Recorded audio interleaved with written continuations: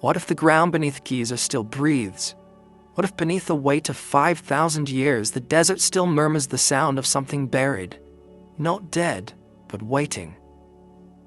There are moments when the wind slides across the plateau and seems to carry a low vibration, a whisper that feels older than the stones themselves. Maybe it's the sound of sand shifting, or maybe it's memory. So before you sink too deeply into comfort, take a slow breath with me. And before you drift too far, take a second to like this video and subscribe. But only if you truly enjoy what I'm doing here. Then tell me where you're listening from, and what time it is where you are now. The Great Pyramid has stood longer than most nations have existed. Yet, despite its massive certainty, it is surrounded by silence. Architectural, political, spiritual. Archaeologists have mapped its inner chambers, drilled its limestone, scanned it with radar, and still its heart remains partly unknowable. Beneath it, deep below the bedrock, legends whisper of tunnels that stretch toward the Nile, chambers cut from stone and then sealed forever. Some say they lead to a hidden vault, others to nothing but myth. But what if both are true? In the 5th century BCE, the Greek historian Herodotus visited Egypt and recorded something few modern scholars still mention. He claimed that priests told him the Great Pyramid sat above an underground chamber connected to the Nile by a secret passage. Within it, he wrote, lay a sarcophagus on an island surrounded by water. For centuries, those words were dismissed as imagination, a foreigner's confusion before the grandeur of Egypt. Yet in the 20th century, when engineers began tunneling beneath the plateau, they found cavities filled with moisture. They found traces of channels, and they found silence from the authorities who had once invited them. Egypt's desert is not solid. It is a layered archive made of sediment and salt and time. Beneath the visible ruins, ground-penetrating radars detected large voids, massive spaces hidden below known corridors. In 2017, the Scan Pyramids project confirmed what rumored long implied. An enormous empty space, sealed and untouched, lies above the Grand Gallery. The world called it the Big Void. Yet as the data spread, something strange happened. Permission to explore deeper was withdrawn. Excavations froze, statements turned vague. It was as if curiosity itself had become a threat. Why would a country so proud of its history hesitate to reveal more of it? Egypt's Ministry of Antiquities offered explanations: preservation, stability, respect for heritage, all valid. But perhaps it's simpler. Sometimes what we don't know is safer. Sometimes the foundations of civilization depend on what remains buried. At night, the Great Pyramid absorbs the moonlight until it glows faintly like a mountain of breath held too long. People have stood before it for millennia, searching for meaning in its angles, proportions, and silence. Scholars say it was a tomb, though no royal body was ever found inside. Others claim it was a temple of initiation, a machine for resurrection, or even a code written in stone, a geometry that speaks to the stars. But beneath all theories lies one question that refuses to fade. If the surface tells us so little, what does the earth beneath it remember? Ancient Arabic manuscripts hint that there were once entrances to lower passages near the Sphinx, long since sealed with granite plugs. Some explorers, like the Frenchman André Pochon, claim to have seen signs of an underground lake shimmering in torchlight before being escorted away. British engineer Sir William Flinders Petrie, one of archaeology's most meticulous figures, found cut shafts descending toward the water table, but never explained what lay beyond them. The official record lists unfinished work. The unofficial record lists restricted. Modern engineers using seismic mapping have detected acoustic echoes inconsistent with solid rock. Something hollow reverberates beneath the pyramid's southern base, yet drilling deeper risks destabilizing the structure. Also, we're told, and still, every decade new technology edges closer, listening to the earth the way one listens to a sleeping giant's breath. The Egyptians themselves spoke of a time before kings, before even the pharaohs. They called it Zep Tepi, the first time when gods ruled beside men and knowledge was given to humankind. The pyramids, they said, were built in imitation of the mounds that rose from the primordial waters when creation began. If that is more than myth, then perhaps beneath these modern ruins lies something from that lost epoch, a physical trace of memory too old to fit into any known chronology. We tend to believe that history is linear, that one age follows another in a neat progression from ignorance to enlightenment. Yet evidence does not always cooperate. Civilizations appear and vanish with sudden violence, leaving behind works so advanced we can barely reproduce them. Perhaps Egypt's pyramids are not beginnings but echoes. Perhaps they were raised upon even older foundations, and those foundations upon others, layer upon layer, until time itself became a kind of burial. Imagine standing at the pyramid's base at dawn, when the desert is cool and the air carries a metallic scent. You place your hand on the stone, each block heavier than a car, each seam thinner than a sheet of paper. You close your eyes and feel a faint vibration, or maybe it's your own heartbeat. Somewhere below your feet, an entire world might still be sealed in darkness. Rooms filled with air that has not moved since the age of mammoths. Inscriptions written for eyes that no longer exist. What would happen if we opened that world now? Would it rewrite what we think we know about where humanity began? Or would it remind us of something we once chose to forget? In quiet moments, it's hard not to wonder if knowledge itself fears the light. Perhaps truth erodes faster than limestone when exposed too soon. These hands of Giza, ever shifting, seem to guard their secrets with something like intention. Each gust of wind fills a footprint. Each dawn restores the illusion of timelessness. We tell ourselves the pyramids are monuments to death, but maybe they are monuments to silence, to the choice to keep certain stories sealed. Beneath the sand, beneath the centuries of restoration and research, something ancient may still wait for the right question to wake it. And as the stars fade behind the horizon, one question lingers in the cooling air. If the past was once more advanced than we dare to imagine, how much of it can we afford to uncover before it changes everything we think we are? There is a kind of silence that feels deliberate, the kind that holds its breath not out of fear but to protect a secret. Around the pyramids of Giza, this silence has lasted for centuries. It hums beneath the surface, carried by the sand, by the wind, by the sound of footsteps that stop at locked gates. For every passageway we have mapped, there are others that remain sealed. And for every chamber that has been lit by electric light, there are shadows that no one has seen in thousands of years. In recent decades, science has tried to pierce that silence. In 2015, a team of physicists and archaeologists began a project that would use cosmic rays to see through stone, the Scan Pyramid Project. It sounded like science fiction. Particle detectors placed around the pyramid, waiting for subatomic messengers from space to pass through. These particles, called muons, are produced in the upper atmosphere. They rain down on Earth constantly, invisible to us but powerful enough to travel through hundreds of meters of rock. If enough of them are recorded, a pattern emerges, a ghostly X-ray of whatever lies within. Months turned into years. Then, in 2017, the data came back. Something enormous had appeared inside the Great Pyramid, above the Grand Gallery. It was not a small void, but a space at least 30 meters long, large enough to fit a passenger jet. It had the same slope and alignment as the gallery below, as if mirroring it in perfect symmetry. The world called it the Big Void. Egypt's Supreme Council of Antiquities confirmed the finding. And yet, after a few cautious statements, everything fell quiet. No plans to excavate, no press conferences, no explanations. Only the quiet refrain, "We must preserve the site." The void remains unentered to this day. Some call it a hidden chamber.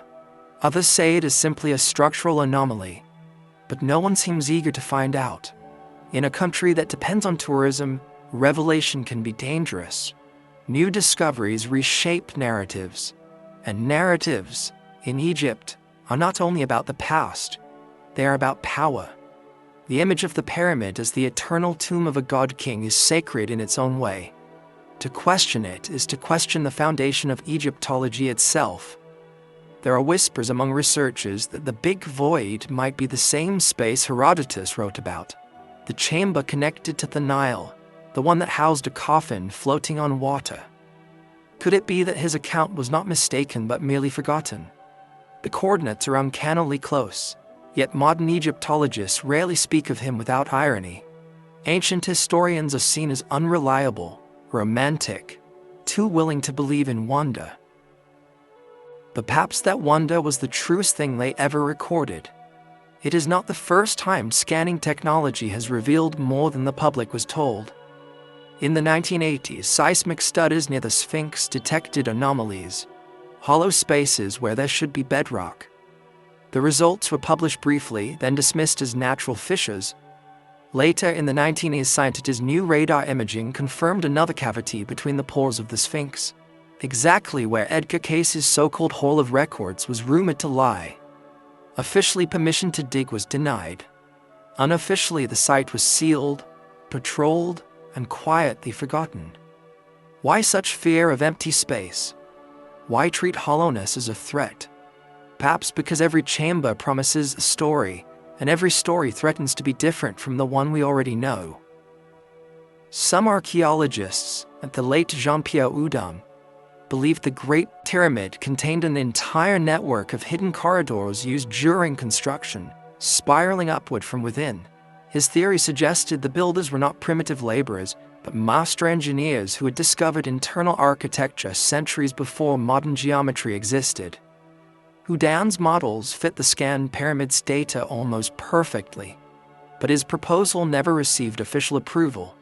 It implied an intelligence that history has not yet been ready to grant the ancients, and yet, when you stand at Giza and look at the scale of the stonework, disbelief feels almost childish. The blocks are laid with precision that defies the erosion of time. Some fit so tightly that even a razor blade cannot pass between them. We are told copper chisels shaped these stones. We are told ropes and wooden sledges moved them. Perhaps that is true. But the numbers disagree. The labor hours, the logistics, the quarry distances, every calculation leaves a residue of impossibility. And impossibility often hides the truth more effectively than denial.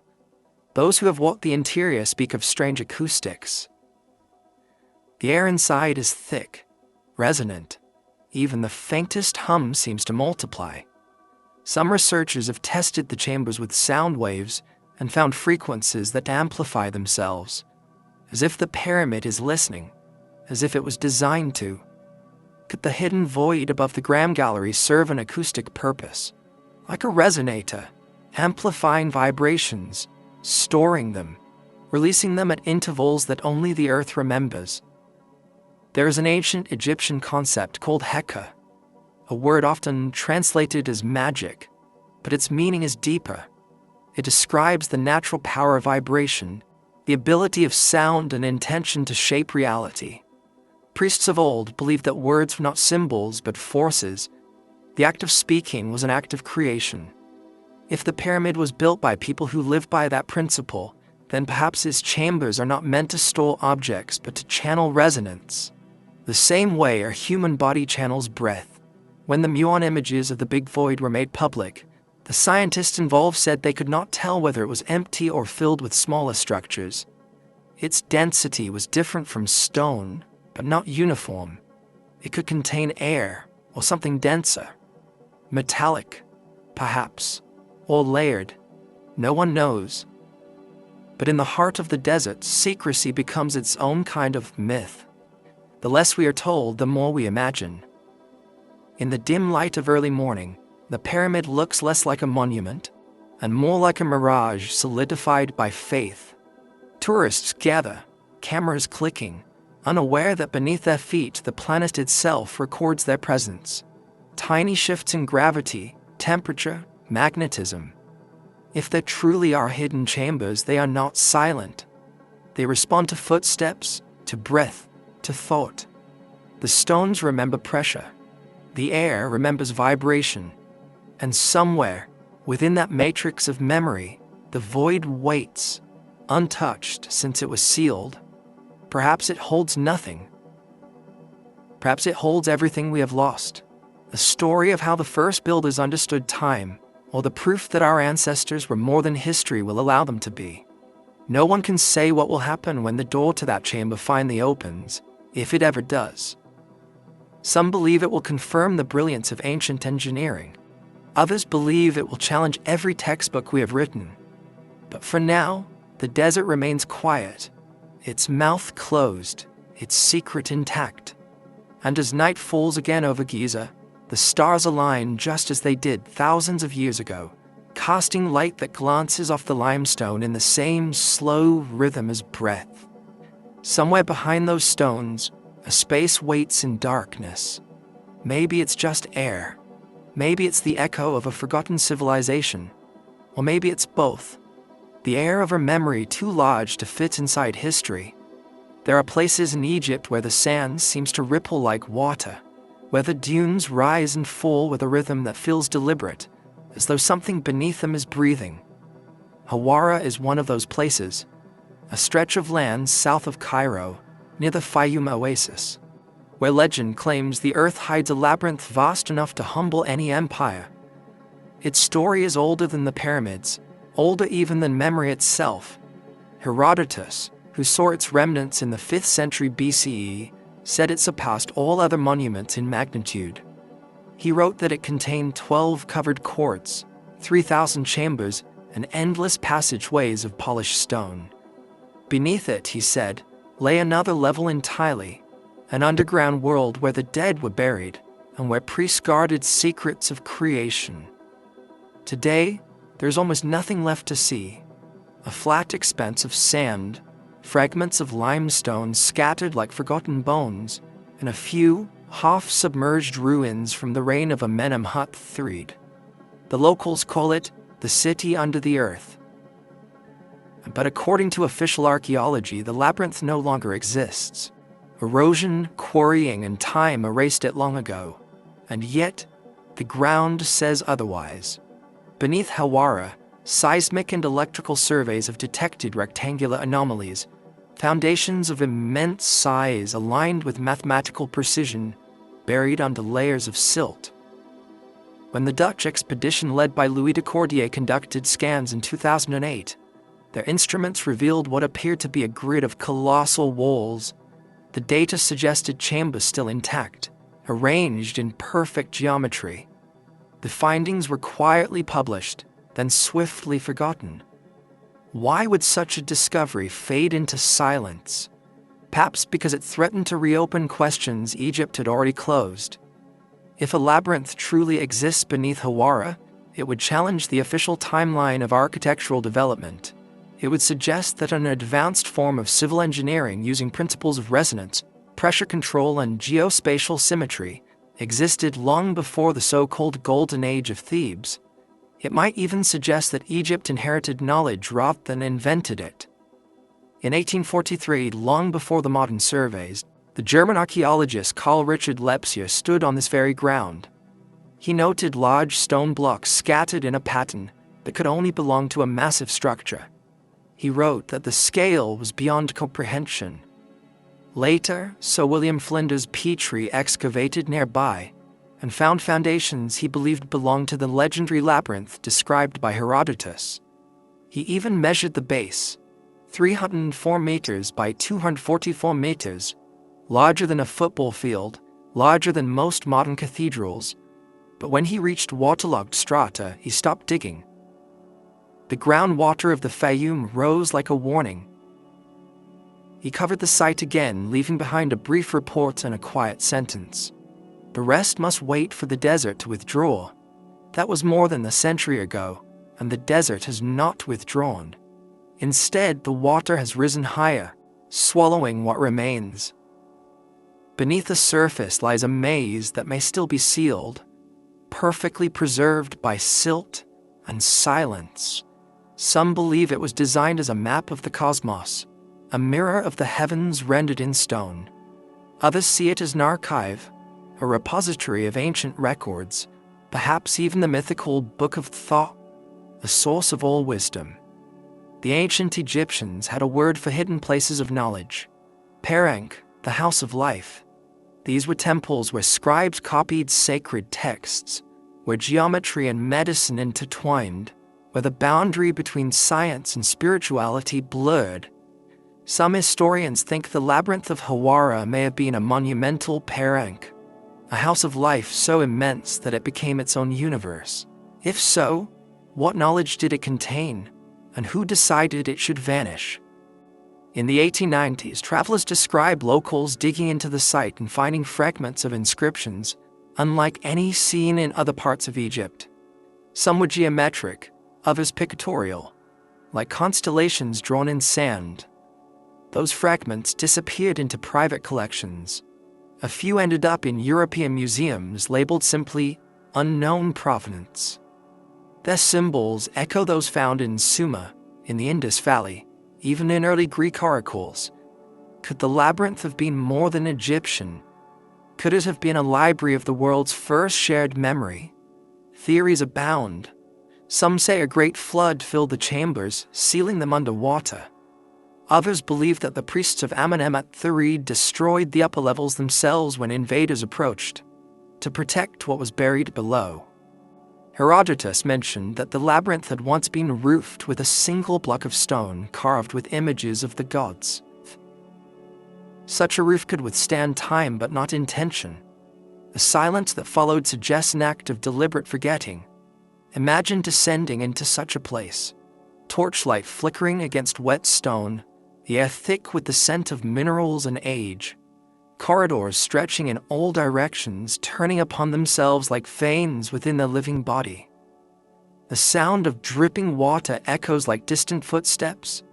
Every chamber reflects another, as if the labyrinth were designed not to be walked but contemplated, a riddle of stone meant to mirror the structure of the human mind.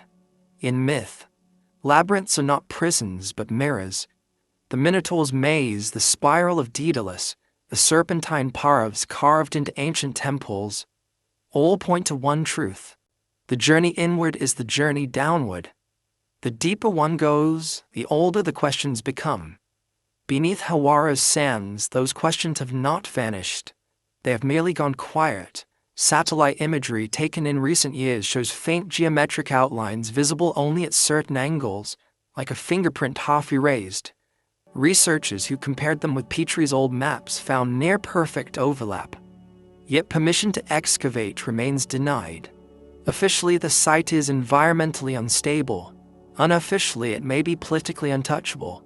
The lost expedition to propose a new dig lost its funding within months. The archives remain locked. The desert guards its own bureaucracy. And so, the labyrinth endures in silence. A place remembered by memory more than sight. Perhaps the Egyptian state fears another wave of speculation, another challenge to the established story. Or perhaps, as some whisper, it is because the labyrinth contains something the modern world is not ready to face. Records of cycles of civilization, of cataclysms, of an older earth we barely recall.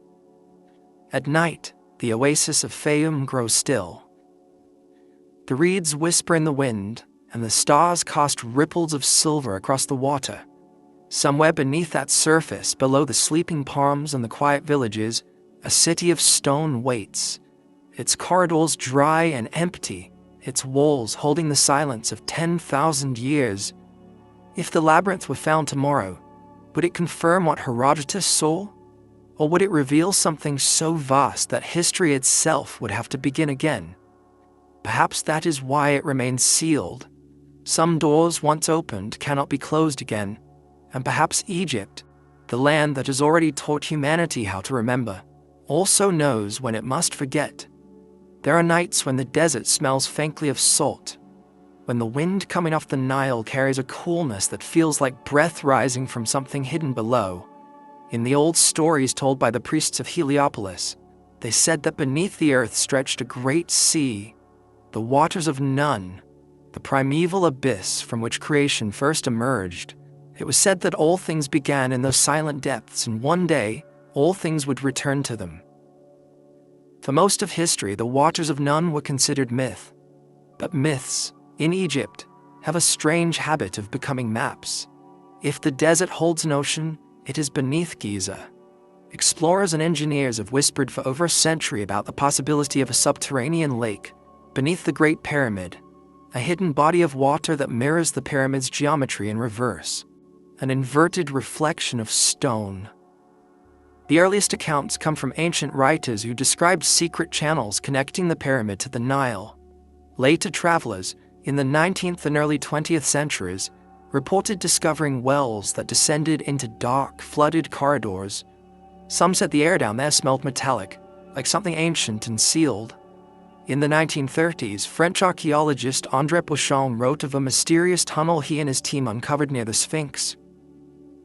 It led downward, deeper than expected, and ended abruptly at what seemed like an underground reservoir. He described water so still, it reflected their torches like mirrors. But before they could continue, authorities ordered the excavation filled. No official explanation followed. Others after him, Howard Weiss, Selim Hassan, Auguste Mariette, each found signs of something aquatic beneath the plateau. Limestone channels, sealed shafts, waterlogged passages. Each time the work stopped before the truth could be confirmed, it might seem impossible. The Giza Plateau stands above the Nile floodplain, a landscape carved from solid limestone, and yet geology tells a quieter story. Under the surface, the rock is fractured, honeycombed with ancient riverbeds and voids filled long ago by percolating water. Some hydrologists believe that the Great Pyramid's foundation sits atop a natural aquifer. When the Nile swelled each year, water would rise through these hidden veins, filling cavities beneath the structure, before retreating again. To the ancients, this rhythm may have symbolized rebirth, the rising and falling breath of the earth itself. Modern evidence hints that this lake, or something like it, might still exist. In 1991, a team of Egyptian geophysicists conducted seismic tests near the pyramid's base. They detected reflections consistent with water-filled cavities more than 30 meters below. The data were never widely published, but fragments appeared in local journals speaking of subterranean anomalies suggestive of fluid presence. Later, radar imaging confirmed discontinuities, hollows that behaved like voids filled with liquid or fine sediment. Some say the Egyptian government quietly installed pumps to stabilize groundwater in the 1990s. Others think those pumps were meant for something else entirely. If there truly is a hidden lake, why keep it secret? The official explanation would be simple: preservation. The pyramid is fragile. Excavation beneath it could cause collapse. But another possibility whispers beneath that logic. What if the lake is not natural? What if it was engineered? Herodotus described the underground chamber of Khufu as surrounded by water, with a sarcophagus resting on an island. Later texts, like those of Strabo and Diodorus Siculus, mention wells of extraordinary depth near the pyramids. Some scholars dismiss these as metaphorical, the Nile's spiritual counterpart beneath the earth. Yet, what if they were describing a mechanism? Ancient builders may have understood hydrostatic pressure in ways we do not. The pyramid could have been designed to interact with the water below, channeling its movement, generating resonance. Sound meeting liquid in a vast natural instrument. Sound behaves differently underwater. It travels faster, carries farther, and vibrates with greater clarity. Inside the Great Pyramid, certain frequencies seem amplified, almost alive.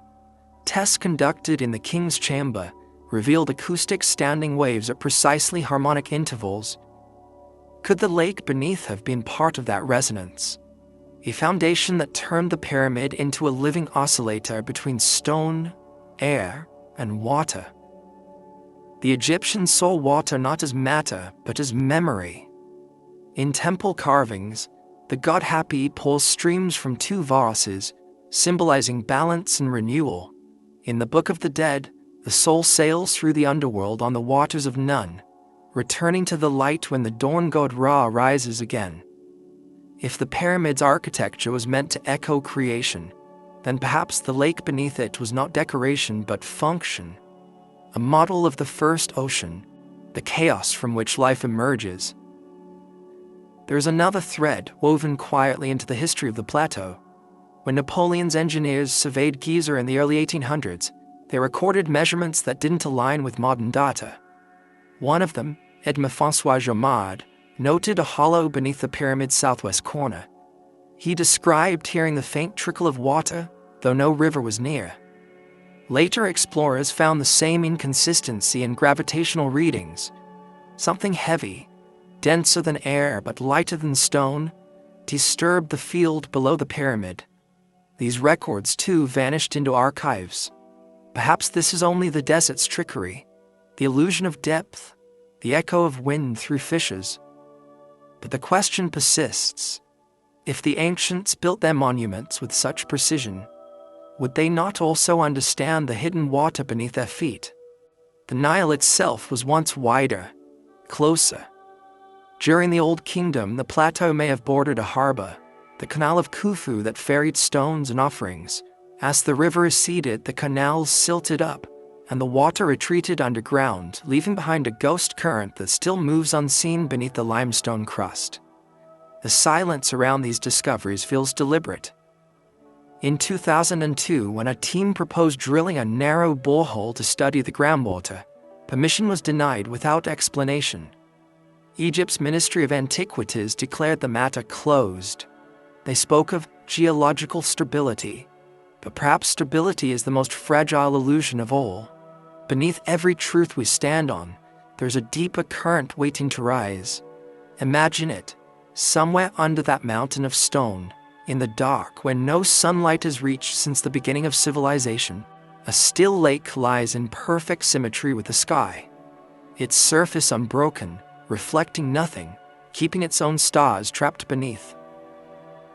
Perhaps at certain moments of cosmic alignment, the pyramid and the lake vibrate together, stone above, water below, mirroring the duality that ancient Egypt called as above, so below.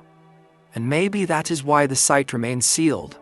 For to disturb the waters of Nun might be to disturb creation itself. The ancients knew that water remembers. It holds vibration, thought, even prayer. To awaken what sleeps beneath the pyramid might mean awakening memory too vast for us to contain. So, when the desert grows quiet and the wind stops for a heartbeat, listen carefully. Beneath your feet, the earth hums faintly. It might be the echo of tides from another age, or the whisper of a hidden sea dreaming in the dark, waiting for humanity to remember what it once knew. Somewhere in the folds of history, a man bent over a piece of gazelle skin, drawing coastlines that should not have existed in his time. It was the year 1513, and the Ottoman admiral Piri Reis was charting the known world from fragments of older sources, maps inherited from sailors, monks, and libraries that no longer stand. When his map resurfaced in 1929, tucked away in the Topkapi Palace in Istanbul, historians expected another medieval curiosity. Instead, they found something that made them uneasy. The southern portion of his map showed Antarctica, 3 centuries before anyone had officially discovered it. Not only that, but it was drawn without ice. Mountains, rivers, and valleys were visible, exactly where modern seismic surveys later found them beneath the frozen continent. How could a man of the Renaissance have known the shape of a land buried under miles of ice? Some said coincidence, others said invention. But a few whispered another possibility. Piri Reis had copied something far older, a fragment of an ancient world map preserved through forgotten hands. His own notes in the margins confirmed it. He wrote that his sources came from 20 charts and 8 mappae mundi, among them maps drawn in the days of Alexander, and some made by the pharaohs of ancient Egypt. It is no audacious claim, yet it is that mention of Egypt that draws the line back to Giza, to the people who may have watched the stars more carefully than any who came after them. Ancient Egyptians were not just builders of stone, they were surveyors of time. They measured the earth using shadows and stars, aligning their monuments with a precision we only recently rediscovered. The meridian that passes through the Great Pyramid divides land and sea almost perfectly on the globe. Coincidence, perhaps, but such coincidences pile up like sand. The Zep-Tepi myth tells of a first time when the gods descended and taught humankind the order of the heavens. To them, the sky was not separate from the earth, but its reflection. The Nile mirrored the Milky Way, and every temple was placed to echo the rising of a particular star. The priests who tended those temples were mathematicians, astronomers, and geodesists, map makers of both the seen and the unseen. If any civilization could have preserved knowledge of a pre-glacial world, it might have been theirs. In the 1960s, scientists studying the Piri Reis map compared its Antarctic contours with US Air Force seismic data. The correlation was disturbing. Under the ice of Queen Maud Land, the mountain ranges matched almost exactly. The American cartographer Arlington Mallory suggested that whoever first drew that coastline must have done so when Antarctica was ice-free, perhaps 6,000 years ago, perhaps more. Mainstream geologists dismissed him, pointing out that the ice sheet is millions of years old. Yet newer studies show parts of the coast may indeed have been ice-free as recently as 12,000 years ago, near the end of the Younger Dryas, the same mysterious epoch when the Sphinx may have been carved, when the world trembled under sudden floods and extinctions. What if those floods erased not just cities, but the very memory of how to read the planet? Imagine a civilization whose mariners knew the geometry of the Earth long before compasses or satellites. They would not have called it science. To them it might have been devotion, the tracing of divine proportions upon the skin of the world. And when the waters rose, perhaps some fled south, their maps sealed in copper and clay, hidden in the archives that later became Egypt's houses of life. When the Nile civilization blossomed again thousands of years later, maybe those fragments re-emerged as myths, stories of gods who remembered the stars before the flood. The Great Pyramid itself has been called a map in stone. Its sides are aligned almost perfectly to true north, more precisely than any modern building until the late 19th century. Its dimensions encode ratios of the Earth's circumference, the distance from equator to pole, even the length of a year. Some of these alignments could be coincidence. Others feel like intent carved into eternity. If the Egyptians were inheritors of an older science, then the pyramid is their translation, a map not of geography but of understanding. Consider how cartography began, not as conquest, but as reverence. To draw a map was to admit that the world could be known, measured, named. The ancient map makers believed that what was written on Earth mirrored what was written in the heavens. The Piri Reis map, with its impossible accuracy, might be a ghost of that faith, a document surviving the collapse of a forgotten age. There is another artifact, less famous but equally strange, the Boache map of 1737. It too shows Antarctica without ice, divided by rivers that correspond to subglacial basins confirmed only in the 20th century. The mapmaker, Philippe Boache, claimed his data came from ancient sources now lost. Each rediscovery circles back to the same question. Who were these forgotten mapmakers, and how far did their knowledge reach? The Egyptians carved a symbol called the Shen, a loop of rope representing eternity, often tied around the sun. To map the earth was to tie a Shen around creation, to preserve it from dissolution. Perhaps that is why their monuments endure. Each stone is a coordinate, each alignment a line of latitude in a spiritual geography. When we speak of the Great Pyramid pointing to Orion or Sirius, we are only half right. It also points inward toward the mind that conceived of such harmony. Modern scholars often smile at the idea of global civilization before history. They ask, where are the ruins, the roads, the cities? But maybe those remnants lie under oceans beneath miles of sediment, or hidden in the archives of those who inherited them. Knowledge can survive where cities cannot. A single papyrus, a coded myth, a set of coordinates inscribed on temple walls, these are enough to restart memory. The pyramids themselves may be the ultimate coordinates, a marker that says, here, the cycle begins again. In recent decades, satellite imaging has revealed faint geometric patterns stretching from North Africa to the Arabian Peninsula.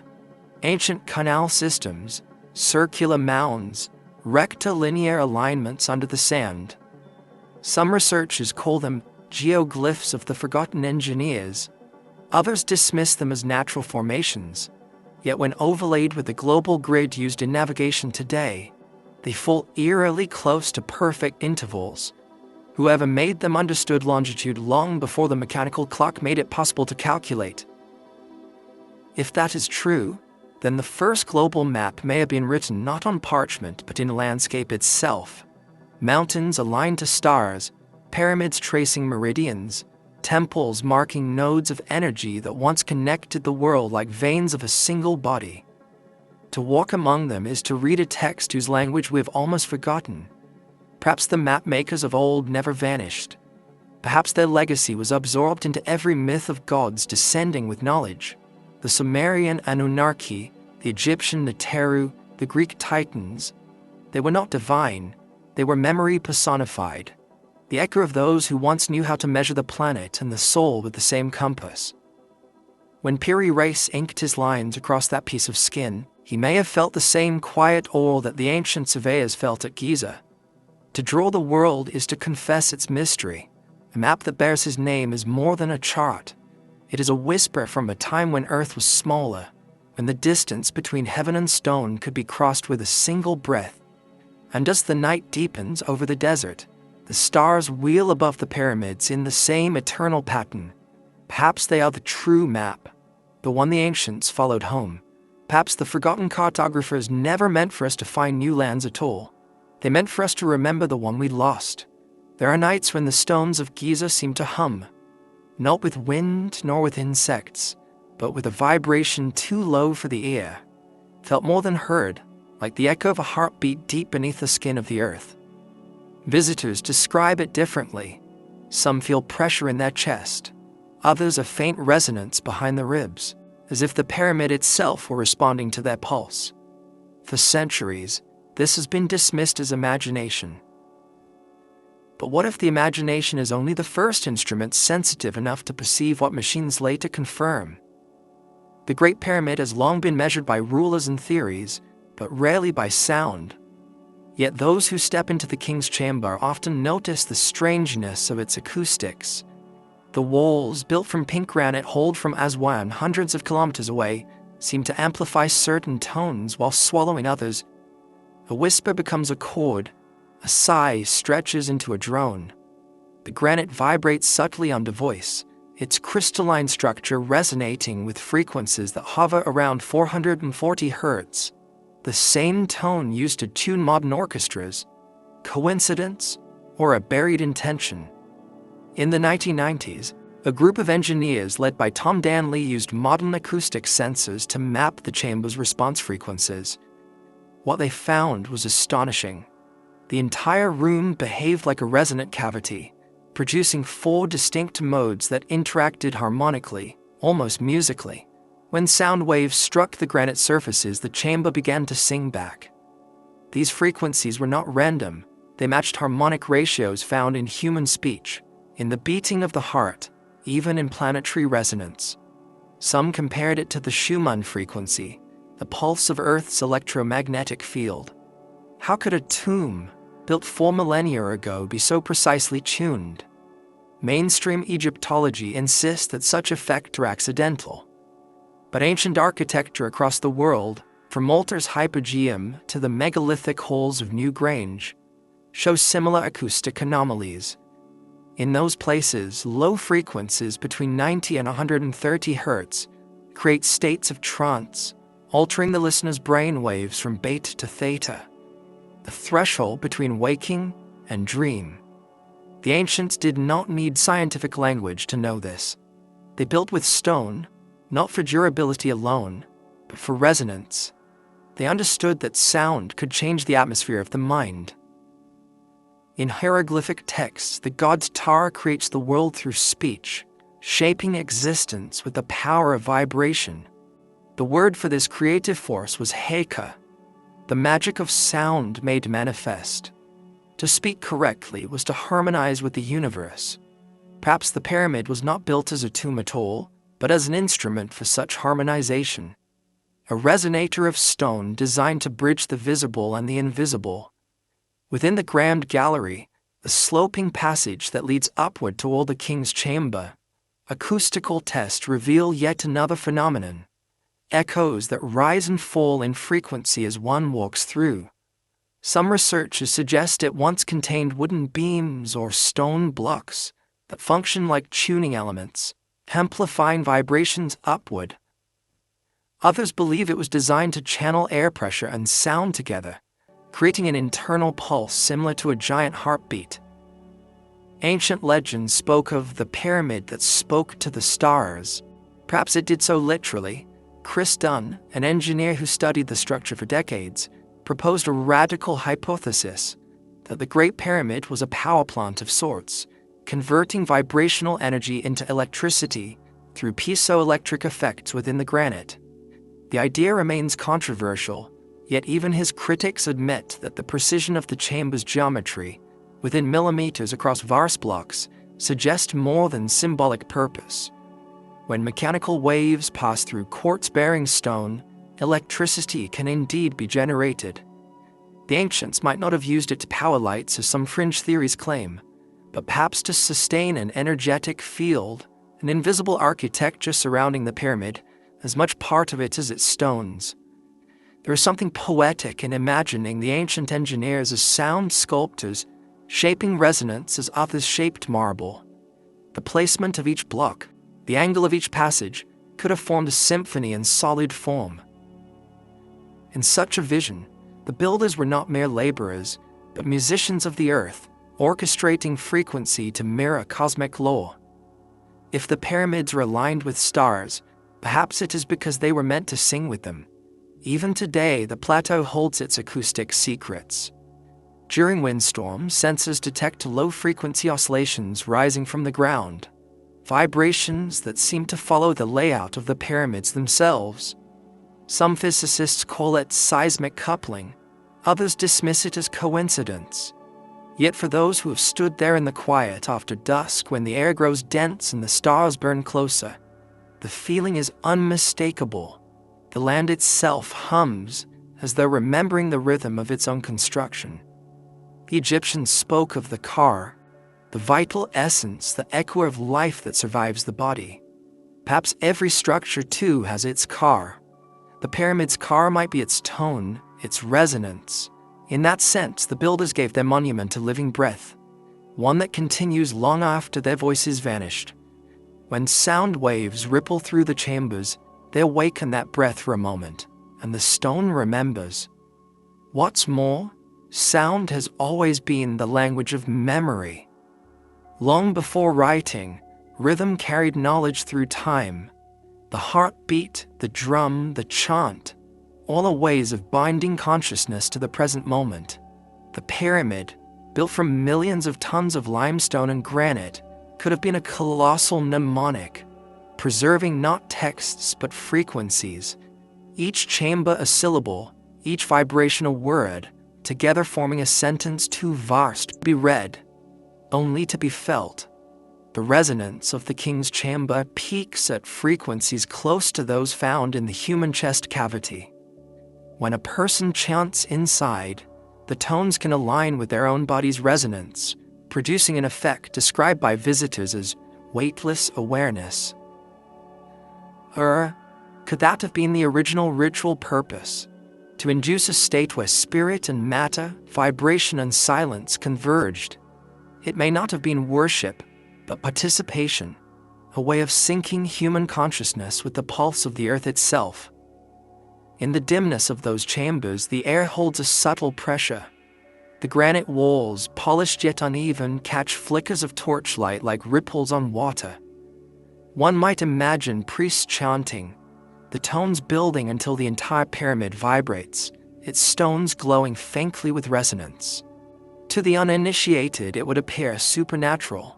To the builders, it was physics made sacred.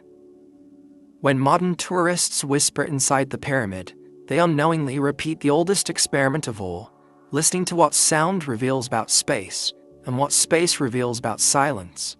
Each breath they exhale becomes part of a frequency that once moved through those same corridors when the world was young. Perhaps that is why the pyramids endure. Stone alone cannot defy time, but sound, once born, never truly dies. It travels outward, diffusing, echoing across centuries, waiting for another ear to remember it. The builders may have known that. They may have left their final message not on walls, but in the air itself, a frequency of remembrance vibrating forever through the bones of the earth. And if one stands quietly enough on the plateau at midnight, when the tourists are gone and the desert lies breathless, the faint hum returns. It rises from the ground like the beginning of a forgotten song, a melody composed not by gods or kings, but by the engineers of stone and sound. The desert does not remember in years, it remembers in layers.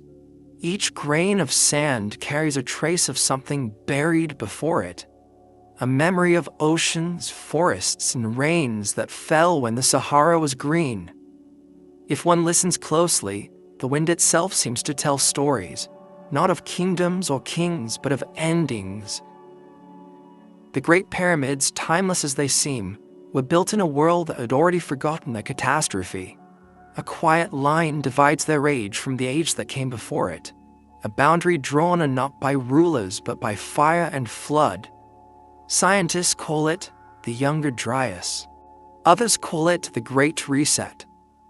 Around 12,800 years ago, Earth changed almost overnight. Ice melted, then froze again, then melted once more. In Greenland's cores, a black layer of soot marks the event, evidence of global fires that consumed forests from North America to the Levant. Temperatures plummeted, animals vanished, and entire cultures were erased. The Clovis hunters in America disappeared without a trace. In Göbekli Tepe, far from Egypt but connected by mythic thread, people suddenly began building in stone, as if trying to preserve something against the chaos. The world was starting over. Some geologists believe a comet or fragments of one struck the northern hemisphere, shattering across the ice sheets and releasing floods that drowned continents. The evidence lies scattered in nanodiamonds, iridium, and melted glass beads found from Syria to Canada, materials formed only in cosmic impact. If this was true, it would have been a moment of unimaginable terror. The sky burning, oceans rising, the rhythm of the planet itself resetting.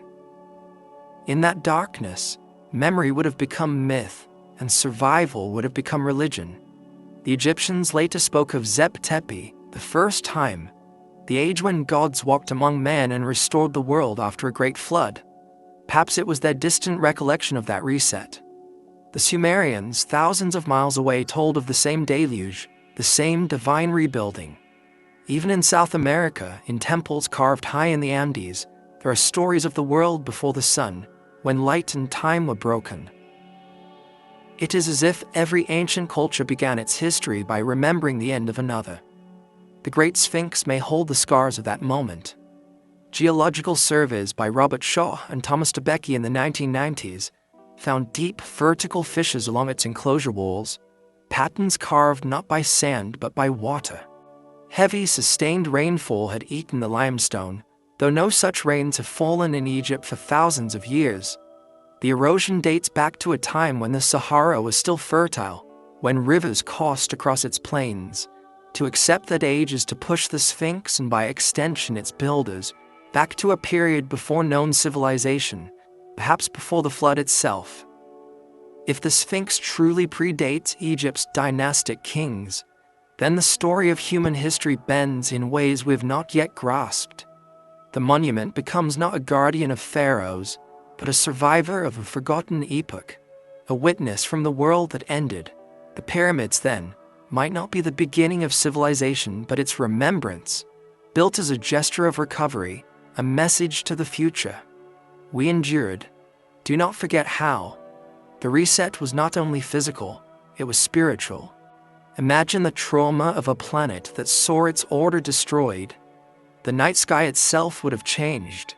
Constellations shifted, seasons inverted, calendars rendered meaningless. To rebuild after such devastation required more than tools. It required myth. And myth, for the ancients, was never fiction. It was architecture for the soul. By turning disaster into story, they preserved the memory of what must never happen again. Even today, traces of that event ripple through the earth.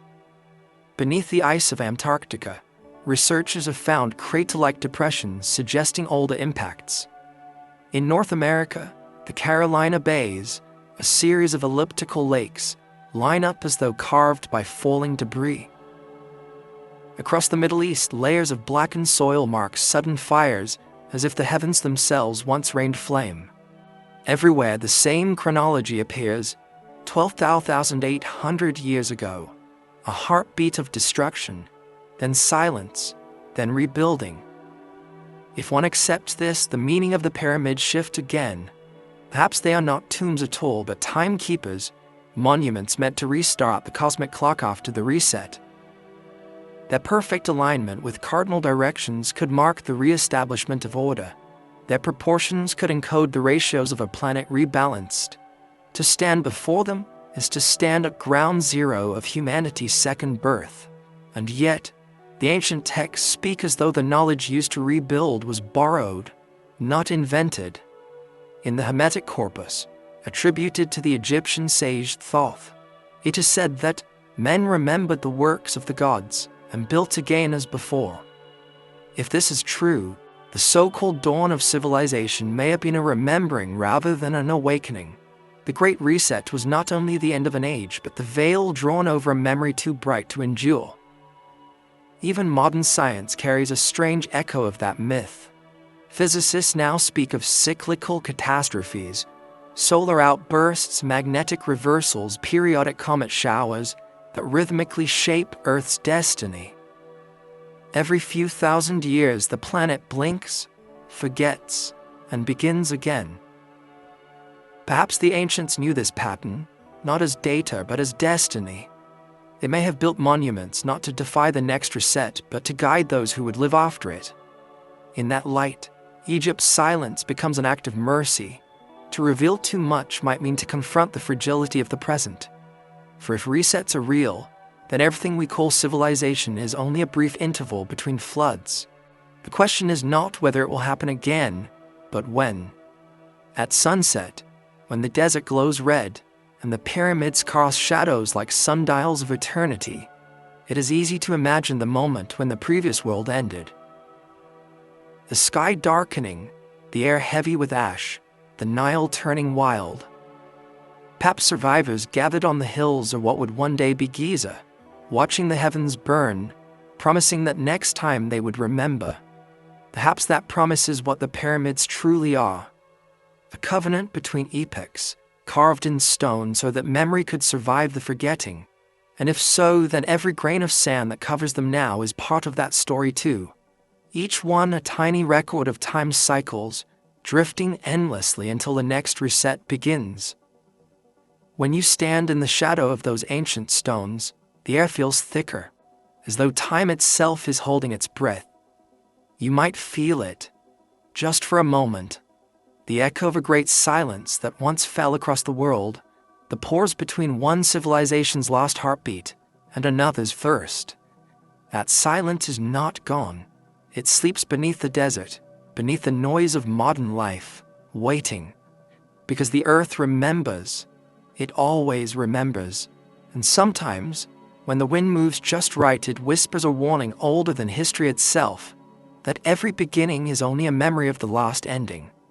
The night over Giza is a mirror of stone. When the sky darkens and the tourists vanish, the Sphinx becomes something else, no longer a monument, but a presence. Its eyes, eroded by time yet unblinking, face east toward the horizon, where the sun rises each day as it has for millennia. But it is not the sun the Sphinx seems to await. It is something older, slower. The stars that drift across ages, marking the rhythm of forgotten time. The ancients said the Sphinx was a guardian, the sentinel of the horizon. Yet for what does it guard? For centuries it has watched the same heavens, patient as the desert itself. Unlike the pyramids, its alignment is precise. Its gaze points almost exactly to the point on the horizon where the constellation Leo once rose, around 2500 BCE, the same era some researchers believe marks the end of the last ice age, the time of the Great Flood, the reset that rewrote the planet's history. Could it be that the Sphinx was carved not as a lion facing the future, but as one remembering the sky of the world before? Mainstream Egyptology dates the Sphinx to the reign of Pharaoh Khafre, around 2500 BCE. But the erosion on its body tells another story. The deep vertical fissures that scar its enclosure walls resemble water damage, not wind. They suggest centuries of torrential rain, the kind that last fell on the Giza Plateau thousands of years earlier, when the Sahara was not yet desert, when the Nile's valley was still wild and green. Geologist Robert Shaw, studying those patterns, proposed that the Sphinx could be over 9,000 years old, perhaps twice as ancient as the civilization that claimed it. His conclusion was met with ridicule, yet the rock does not lie. The Sphinx's face, weathered almost beyond recognition, adds to the mystery. Some argue it bears not the features of Khafre, but those of an older, more Nubian type, a blend of human and leonine, masculine and feminine, earthly and celestial. Perhaps it was recarved in later ages, its original meaning altered but not erased.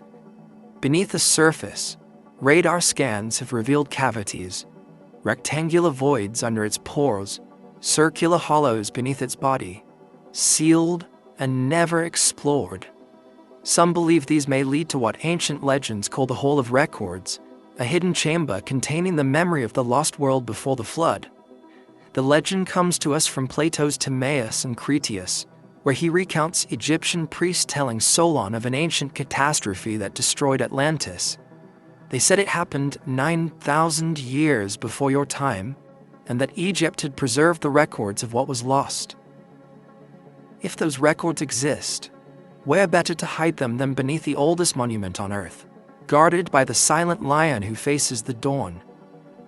In the 1990s, American researchers using ground-penetrating radar reported large anomalies under the Sphinx's right paw. Their request to excavate was denied. Officially, there was nothing there.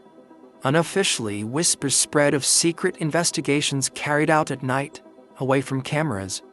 No proof ever emerged, only a deeper silence. Perhaps the truth lies not in what is hidden, but in why it is hidden. The alignment of the Sphinx and the pyramids with the stars adds another layer to the mystery. In the constellation Orion, the three stars of the belt, Alnitak, Alnilam, and Mintarka, form a pattern that matches almost perfectly with the layout of the Giza pyramids. Around 10,500 BCE, Orion's belt aligned precisely with the meridian of the Sphinx's gaze. In that same epoch, Leo rose in the east at dawn. The entire complex becomes a cosmic clock, frozen in stone at the moment of the sky that marked the rebirth of Earth after catastrophe. It is as if the builders wanted to anchor the heavens to the ground, to say, here is where time began again. Egyptian priests once called the stars the imperishable ones. They believed that the soul of the pharaoh became a star among them after death, sailing in the celestial Nile we call the Milky Way. The Sphinx, half beast and half human, may have symbolized that passage, the boundary between the earthly and the eternal. To gaze upon it was to be reminded that life is a bridge between stone and sky. Perhaps the builders intended it not only as a monument to memory, but as a map for ascension. Modern astronomy has found something haunting in that belief. The precession of the equinoxes, the slow wobble of Earth's axis, causes the stars' positions to drift over millennia. It takes about 26,000 years for the sky to complete a full cycle. The Sphinx facing Leo might therefore mark not just a past alignment, but an entire cosmic calendar, a clock measuring the heartbeat of ages. When the same configuration returns, the world may be reborn again. If so, then the Sphinx is not merely ancient, it is prophetic. It watches the sky for a cycle that will someday return, for a dawn that will repeat the dawn of the first time. The pyramids beside it, aligned to Orion's belt, may represent the three stars as they will appear at that rebirth. In this way, Egypt's monuments become instruments of timekeeping, designed to survive even when memory itself fails. And yet, the mystery deepens when one looks beneath rather than above. Geophysical surveys around the plateau reveal tunnels connecting the pyramids and the Sphinx, as though forming a network beneath the surface, a mirror of the constellations above. As above, so below, the Hermetic texts say. Perhaps the ancients took that phrase literally. If the stars are the body of heaven, then the stone is its reflection. The entire plateau may have been conceived as a bridge between worlds, a portal through which knowledge could pass unharmed by time. We have lost the language to read such things. We approach the Sphinx with flashlights and theories, but not with reverence. We look for proof instead of meaning, data instead of experience. But sometimes, meaning reveals itself only to those willing to be silent. If you stand before the Sphinx at dawn, before the first light touches its crown, you might feel something, an almost imperceptible vibration, like a breath drawn across eternity. The stone seems to hum with the rising sun, as if exhaling after a night of holding secrets. Perhaps that is its true function, not to answer questions, but to teach patience. The Sphinx does not speak because it has already told us everything in its silence. It tells us that civilizations rise and fall, that the sky changes and returns, that truth outlives every language used to describe it. Its face, eroded beyond identity, is a mirror for our own forgetfulness. In the end, it may not matter who carved it or when. What matters is that it still waits. It waits for a humanity quiet enough to listen, humble enough to see the stars not as distant fires, but as reflections of itself. And when that time comes, perhaps the Sphinx will finally blink, not in surrender to time, but in recognition that the cycle has turned once more. Until then, it endures, half lion, half dream, the oldest witness on earth to the marriage of heaven and stone. Its gaze remains fixed on the horizon, where the first light of a new age will someday rise, exactly where it always has. There are moments in history when the absence of sound is more powerful than speech. In Egypt, that silence belongs to the priests. They were the keepers of balance, the guardians of Ma'at, the harmony between earth and heaven, between chaos and order. They spoke rarely, wrote selectively, and built carefully, their language folded into stone rather than parchment. For thousands of years, their silence shaped the world's memory, and perhaps it still does. To the ancient mind, knowledge was not a possession, but a burden. The priests of Heliopolis, Memphis, and Thebes saw wisdom as fire, something that could illuminate or destroy depending on the hands that held it. So they guarded their secrets behind ceremony, geometry, and metaphor. To the untrained eye, their temples were monuments to gods. To those initiated, they were machines of consciousness, encoded with mathematics, astronomy, and sound. When the Greeks arrived centuries later, they called these men hierophants, those who reveal the sacred. But revelation to them was never spoken. It was enacted, hidden within rituals so precise it became indistinguishable from magic. It's strange to think that the same civilization which covered walls in hieroglyphs also believed that the truest knowledge should remain unwritten. The Book of Thoth, said to contain the secrets of heaven and earth, was never meant for mortal eyes. Legend says it was locked away beneath the Nile, sealed in a golden box guarded by serpents. To read it, the myths warn, was to risk madness, to glimpse the mechanisms of the cosmos and lose oneself in its clockwork. Whether that book ever existed is irrelevant. What matters is what it represents. The idea that ultimate truth cannot be taught, only remembered. When the Library of Alexandria burned, once, twice, perhaps many times, it did not merely erase texts. It silenced the echo of Egypt's priesthood. The scrolls that perished there had been copied from older papyri rescued from temples long abandoned. Each page was a thread connecting the present to the first time. When they turned to ash, those connections were severed. But some whispers suggest that not all was lost. According to fragments preserved by later scholars, many of the temple archives were moved before the flames reached them, carried south, hidden in desert monasteries or sealed in underground chambers. The priests, it seems, understood that every age of light is followed by an age of forgetting. We live in that forgetting now, yet traces of their silence still shape our world. The geometry of sacred architecture, the domes, the spires, the mandalas of East and West, can all be traced back to the mathematics encoded in Egypt's temples. Even the 7 liberal arts of medieval learning mirror the 7 steps of Egyptian initiation: grammar for speech, logic for truth, rhetoric for persuasion, arithmetic for order, geometry for harmony, music for resonance, and astronomy for alignment with the divine. The priests never vanished. They transmuted. Their wisdom became the skeleton of every civilization that followed. But power has a way of fearing memory. As empires rose over Egypt's ruins, those who inherited his wisdom rewrote it to suit their gods. The Greeks called Thoth, Hermes, Trismegistus, and transformed him into a philosopher.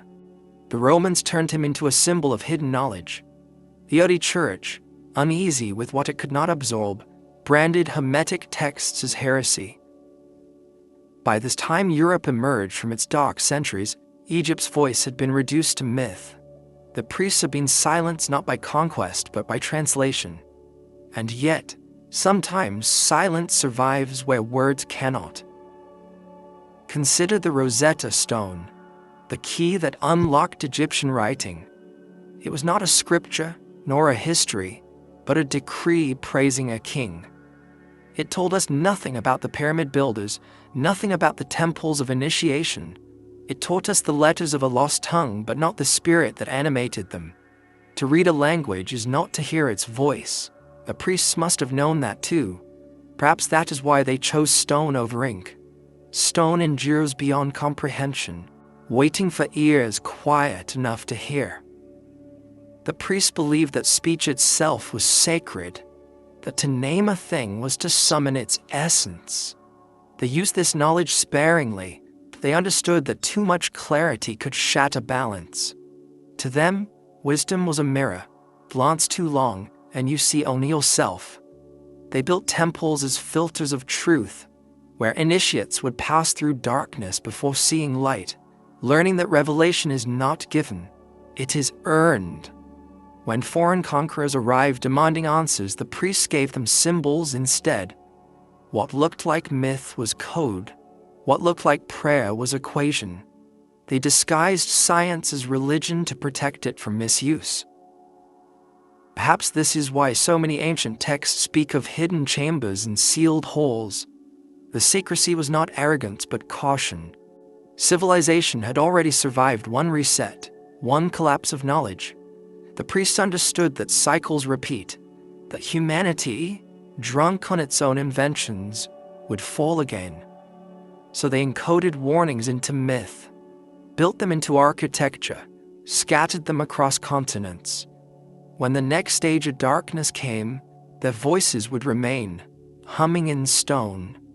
Some researchers believe that the Vatican's archives still hold fragments of Egyptian scrolls recovered during the early Christian centuries, records so old they predate the Bible itself. Others claim that within certain desert monasteries, priests still chant hymns whose words trace back to the temples of Luxor and Edfu. If that is true, then the silence of the priests was not absolute, it was strategic. They did not vanish. They hid in plain sight, disguised as custodians of faith, waiting for the world to grow quiet enough to remember them. And yet, it is tempting to imagine what might have been lost. Entire philosophies may have burned, ideas about energy, consciousness, and time. The Egyptians view the soul as a composition of parts: Ka, Bar, Ak, Ren, Shoot, vibration, essence, transformation, name, and shadow.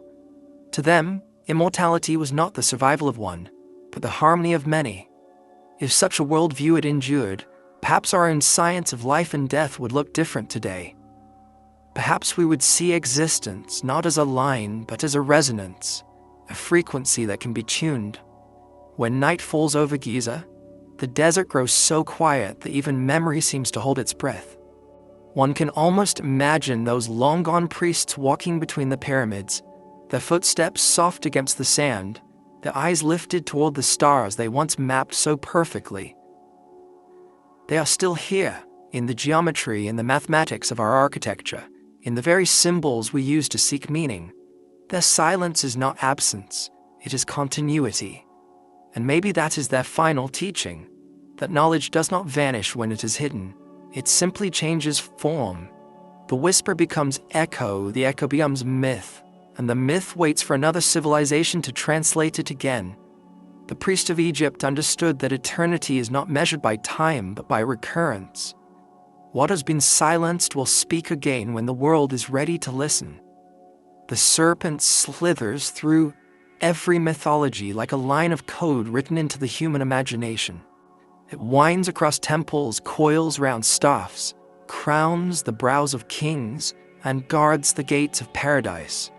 In Egypt, it was called Mehem, the protector of Ra as he journeyed through the underworld. It was also Apep, the eternal enemy, the serpent of chaos that tried to swallow the sun each night. The Egyptians feared it, revered it, and in some ways became it. For the serpent was more than a creature. It was a symbol of renewal, a script written in motion. To understand Egypt is to follow the serpent's trail. Its image appears on tomb walls, coiled around the solar disk and biting its own tail, the Ouroboros, the symbol of infinity. It speaks of cycles, of beginnings that emerge from endings, of energy that consumes itself only to be reborn. Modern eyes see art. Ancient minds saw instruction. The serpent was not only myth, but science disguised in metaphor. Its movement mirrored the undulation of energy, the spiral of the galaxy, the double helix of life itself. Long before we spoke of DNA, the ancients carved it into their temples. In the Temple of Dendera, a strange relief shows figures holding what appear to be elongated bulbs, each emitting a coiled line that ends in a serpent's head. Some say it depicts the Djed pillar, the backbone of Osiris, symbol of stability and power.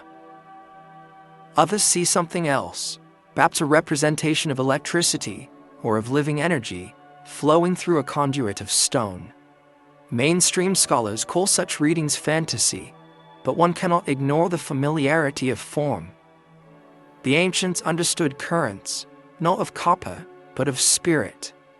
The serpent was also language. The hieroglyph for Jeph, meaning serpent, is identical to the curve of a sound wave. In sacred texts, the word for speech was written with the same symbol. To the priests, sound itself was a living serpent, vibrating, winding, awakening. The spoken word could heal or destroy depending on how it was shaped. Each syllable carried weight, frequency, and intent. Modern physics calls this resonance. The Egyptians called it Heka, magic born from sound. And perhaps this is the true serpent script, a system of knowledge that hides itself within symbols so universal that it can never be lost.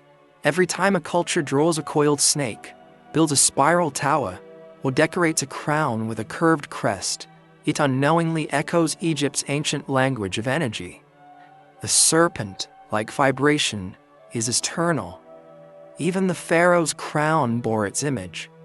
The uraeus, a cobra rising from the forehead, represented awakened consciousness. the third eye before such words existed. The serpent stood for divine perception, the power to see beyond illusion. It spat fire at enemies, but its true purpose was illumination. It was said that the serpent within the king's crown was alive, a fragment of Ra himself, whispering truth to those who ruled wisely and consuming those who ruled through fear. In the tomb of Thutmose III, the Book of the Amduat unfolds like a cosmic circuit. Serpents twist through every scene, dividing night into hours, connecting gods to stars. Some appear as stairways, others as rivers, and some as threads binding the sun to the earth. The imagery is overwhelming yet rhythmic, as though mapping a process rather than telling a story. What process?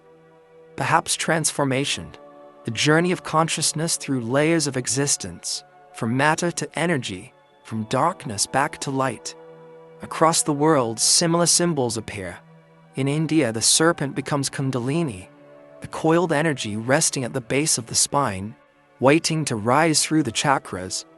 In Mesoamerica, it becomes Quetzalcoatl, the feathered serpent who brought civilization to mankind. In Greece, it becomes the Caduceus, the twin snakes spiraling around a staff, now the symbol of medicine. In each case, the serpent moves upward, awakening, ascending, healing. Is it coincidence, or the echo of a language older than writing? The Hermetic texts, born from the fusion of Greek and Egyptian wisdom, speak of the serpent of wisdom that encircles the world. In alchemical diagrams, it becomes the Ouroboros, encasing a phrase, hen to pan, the all is one. The ancients were telling us something profound, that all life, all matter, all thought, follow the same spiral path, the same eternal return. The serpent is not a creature to fear, but a diagram of existence. Modern science, in its own way, has returned to this symbol. Under microscopes, strands of DNA twist like coiled serpents, copying the same pattern seen in ancient carvings. The electromagnetic fields of Earth form double spirals around its poles. Galaxies spin with the same curve. Everywhere, the universe speaks in serpentine motion. Perhaps the ancients did not discover this. They remembered it. Their myths were not guesses, but memories of a unified science that merged spirit and matter before the two were separated by language. But if such understanding once existed, why was it hidden?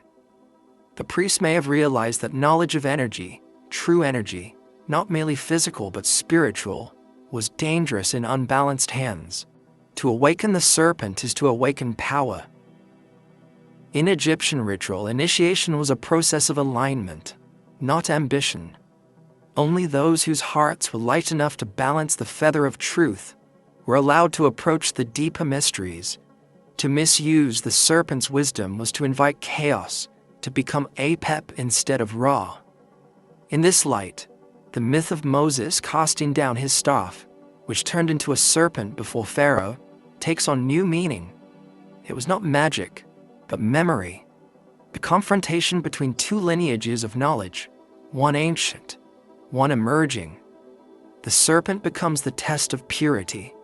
Who can command energy without being consumed by it?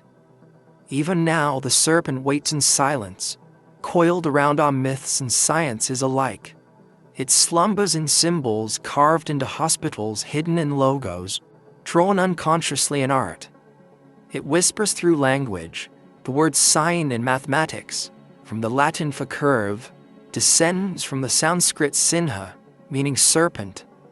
Its legacy is everywhere because it was never meant to vanish. The serpent was the alphabet of creation. Imagine standing once more inside the temple at Dendera. The carvings glow faintly in torchlight, the serpents on the walls flickering as if alive. The air is thick with incense, and somewhere in the darkness, a priest chants in tones that make the stone vibrate. The sound rises like a spiral, climbing invisible ladders toward the ceiling. You realize then that the serpent is not just symbol, it is experience. The vibration enters your chest, coils around your spine, and for an instant, You feel the world breathing through you. That is the moment the ancients sought, the merging of sound, form, and consciousness into one continuous motion. The serpent's motion, the script of life itself. It was never written to be read, only to be lived. And so it remains, carved in silence beneath the desert sky, waiting for us to remember how to read with more than our eyes, to feel the language that hums beneath every heartbeat, beneath every wave, beneath every star that coils across the night. The serpent still moves, tracing the rhythm of eternity, spelling out in endless curves the only message it has ever had. All things are one, and one thing never ends. At dawn, when the mists lift from the limestone plateau, the pyramids stand like frozen waves, rising not toward heaven, but outward into silence.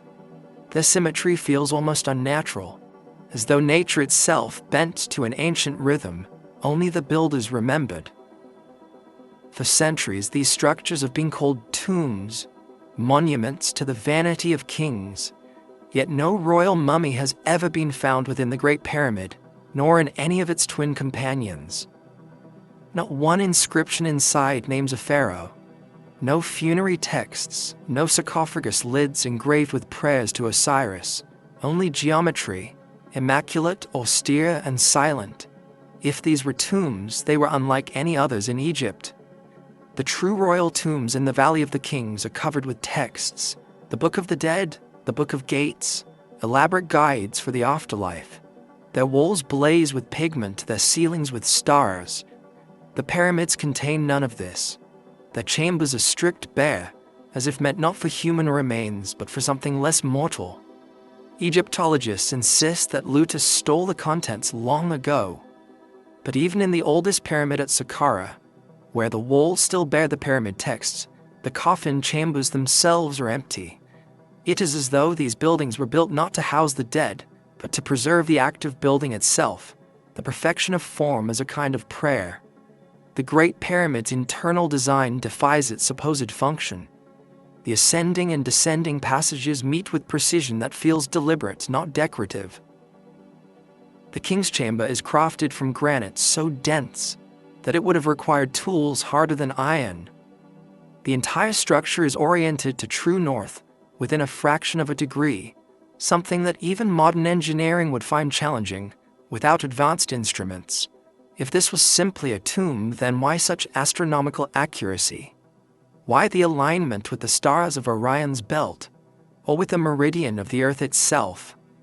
Why such obsession with light, sound, and proportion for a place meant only to hold a corpse? Across the world, other pyramids tell the same story.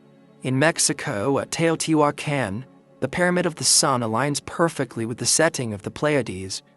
Beneath it runs a tunnel lined with mica, an electrical insulator rarely used for ornamentation. In China, the massive earthen pyramids of Xi'an, sealed under government protection, mirror constellations in the northern sky. In Indonesia, the terraces of Gunung Padang rise like a staircase to the heavens, built on layers far older than the soil that covers them. These structures, separated by oceans and epochs, share the same geometry, the same celestial orientation. They were not tombs, they were instruments. Perhaps the ancients saw the earth differently than we do, not as an inert planet, but as a living organism, a resonant body. The pyramids might have been the nodes of that body, amplifying frequencies, stabilizing energy, harmonizing heaven and earth.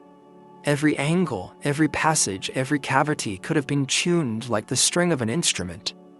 When the Nile flooded, when the air vibrated with seasonal change, the structures might have come alive, humming in resonance with the planet itself. Their purpose was not to store the dead, but to remember how to live in balance with the cosmos. In 2018, the researchers measured electromagnetic activity around the Great Pyramid and found something strange. At certain wavelengths, it behaves like a resonator, concentrating electromagnetic energy in its internal chambers and beneath its base. The effect is subtle but measurable, a phenomenon of geometry interacting with the Earth's natural fields. The builders, it seems, understood resonance on a scale we are only beginning to rediscover. The myth of Osiris offers another clue. When Osiris was killed and dismembered, his body was reassembled by Isis, who built a shrine at every place of fragment was found. The pyramids might symbolize those shrines, points of reassembly, places where energy gathers to restore wholeness. The king's chamber, aligned with the heart of the constellation Orion, the celestial body of Osiris, could be the focal point of this restoration. The pharaoh, as the living image of Osiris, did not die there. He transformed.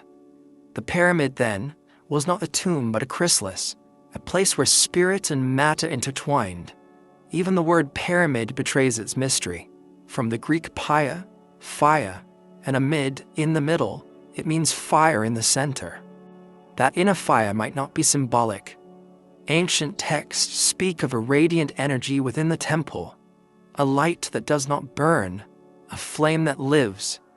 Perhaps the builders harnessed something we've forgotten: the resonance of stone, sound, and electromagnetic energy acting together as a conduit between dimensions.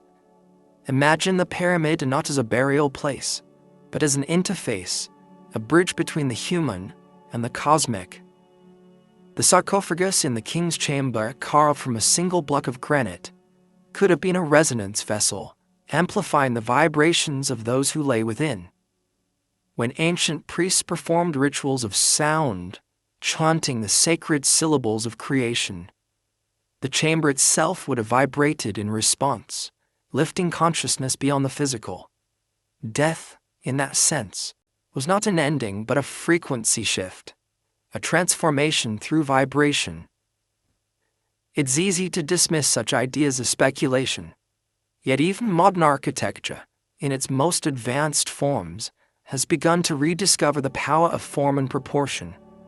Hospitals, concert halls, and meditation centers are built today with acoustic geometry in mind. Our ancestors may have perfected that understanding thousands of years ago. Their tombs could have been sanctuaries of vibration, temples of harmonic science. If this is true, then the absence of bodies inside the pyramids is not a mystery at all. It is proof. They were never meant to hold the dead, only the process of awakening. The builders left them empty because the energy they sought to awaken was not in stone. It was in those who entered. Each visitor, standing in the darkness, hearing the echo of their own breath multiplied by stone, would have felt what modern seekers call transcendence. Perhaps that is why the pharaohs built smaller tombs elsewhere, filled with riches and texts, while the great pyramids remained pure geometry. The kings may have understood that the true inheritance of the gods could not be owned or buried. It could only be experienced, renewed, each time a seeker stood in the heart of stone and listened to the silence vibrate. At night, when the air cools and the sands settle, the pyramids glow faintly under starlight. The sound of the wind moving through their ancient corridors carries a low hum, like breath caught between worlds. To stand before them is to feel that hum in your bones, to sense that they are still performing their purpose. They do not remember the dead, they remember eternity. So perhaps we named them wrong. They are not tombs but tuning forks, instruments of remembrance built for humanity that had survived one world's end and was preparing for another. They are monuments to memory itself, to the idea that truth, like sound, cannot be buried. It can only be forgotten until the right frequency finds it again. There are holes in history that seem almost intentional, as though someone took care to remove not only the evidence of events but the permission to ask about them. Egypt, for all its grandeur, is a land of such silences. Beneath the sand lie thousands of sites unexcavated, sealed chambers recorded by radar but never entered, doors opened only to be closed again. The question is not whether secrets remain buried beneath the pyramids, but why, in an age of satellites and lasers and global curiosity, the digging stopped. Officially, Egypt's Supreme Council of Antiquities guards these places for the sake of preservation. The monuments, they say, are fragile. Excavation disturbs their balance, their atmosphere, their stability. It is a fair argument, But those who have watched the pattern over decades see something stranger. The deeper the discovery, the faster the silence that follows. A new tomb can be opened and displayed within months, but a new chamber beneath the Giza Plateau vanishes into bureaucratic fog. The announcements begin with excitement and end with retraction, as if revelation itself were an inconvenience. In the early 1990s, ground-penetrating radar detected several anomalies under the Sphinx. Rectangular voids, distinct from natural fissures, precisely cut into the bedrock. Teams led by American and Japanese scientists confirmed them. They were large enough to be rooms, perhaps even connected by tunnels. The Egyptian authorities promised further study. Then, nothing. Permissions were revoked, the data classified. Journalists who asked too many questions were refused access to the site. Official statements called the results inconclusive. Diffs, but the radar images exist, and they show geometry where geology should be random. The same story repeats across Egypt. In Saqqara, under the step pyramid of Djoser, explorers discovered shafts that descend hundreds of feet into the earth, ending in sealed doors carved from pink granite.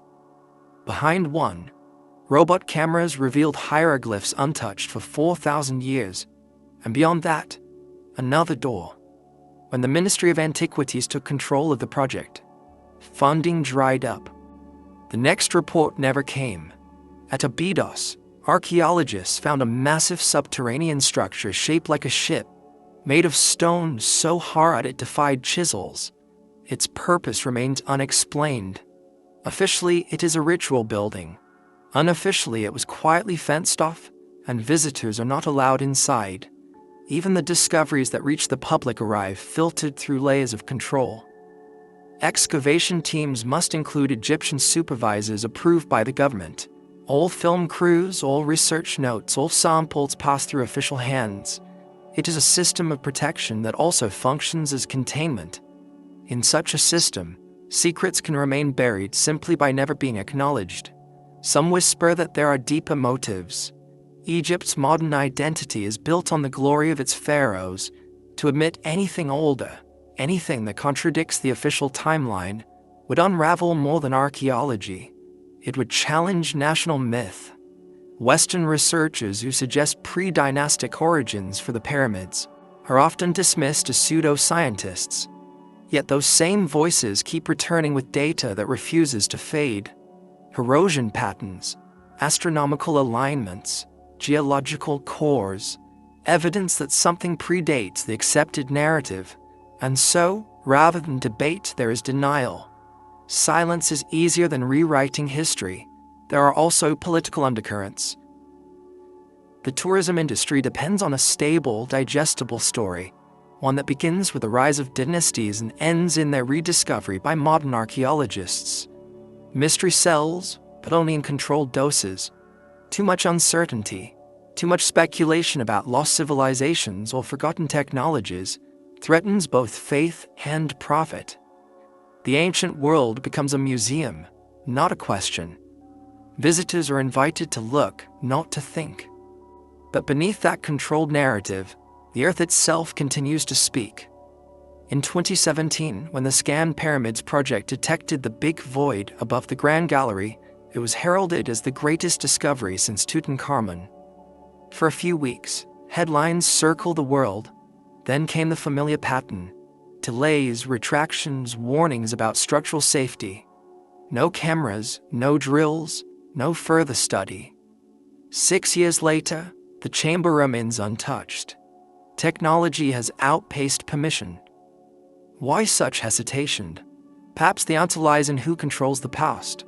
Archaeology, after all, is not only a science, it is a story of ownership. The sands of Egypt have been walked by conquerors, collectors, and curators from every empire, each left with pieces of its memory, scattered across museums from London to Berlin to New York. What remains is guarded not only by the state, but by history's own caution. Too many powers have rewritten Egypt before. Perhaps now Egypt prefers its secrets intact. Yet even silence leaves traces. Satellite imaging reveals entrances sealed with masonry whose color differs from the surrounding stone. Local workers whisper of shafts filled in overnight, of teams working under the cover of darkness. A few rare photographs from military archives show excavation pits now erased from maps. None of this proves conspiracy, but all of it suggests control, a careful curation of mystery. One cannot ignore the deeper symbolism. To dig into Egypt's past is to dig into humanity's origin story. If evidence emerged that civilization is older than we believe, that advanced knowledge existed long before recorded history, it would shift the entire axis of our understanding. Religion, science, and the myth of progress would all tremble. Perhaps that is what the guardians of the plateau fear, not collapse, but revelation.